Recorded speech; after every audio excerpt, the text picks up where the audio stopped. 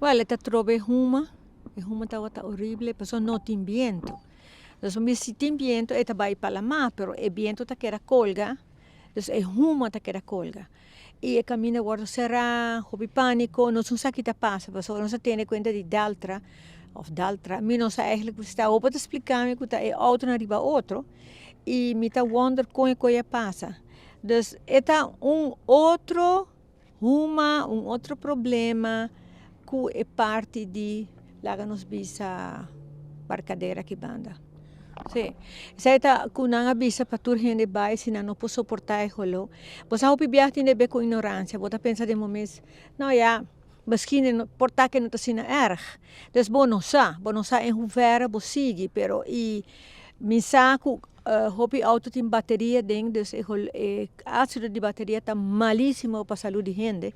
Para nós não pagar de bateria não acabou tirar dentro, dump mesmo aqui. Dus que men zeker e golota wat hopi facioso e bono sa si bo queda para dentro, você ali para fora e den passado bota mak assim na hopi cosme ture humunan de ture candela nan kutin constantemente bota bira mani un tiki immune bota pensa de momento que quattrobe mi mester vai fe mi casa bota com costa.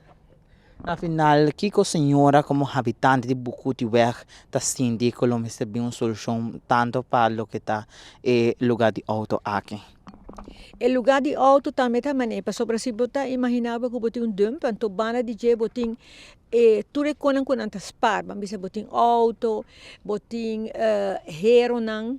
Dus tem hopi material que está parte de separação de sushi e tudo está bem banda, pero no netjes. Pois aí não está bom assim não forma que bota bisa é goed, é bom assim não. Tu coisa tira bande outro, botem hopi black, botem hopi viaja não está papel de dump so, está papel de su bande de também, tá outra companhia não.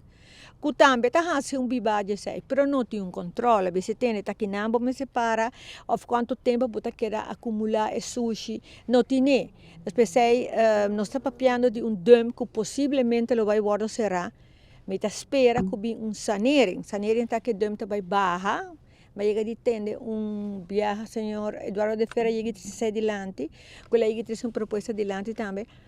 Kita barra e dump de 20 metros e trajeros é maneira como se trata. Tem dijk que está full de lama, full a bom, para água sushi de dump no ba sigue by garbage water no sigue by de lama.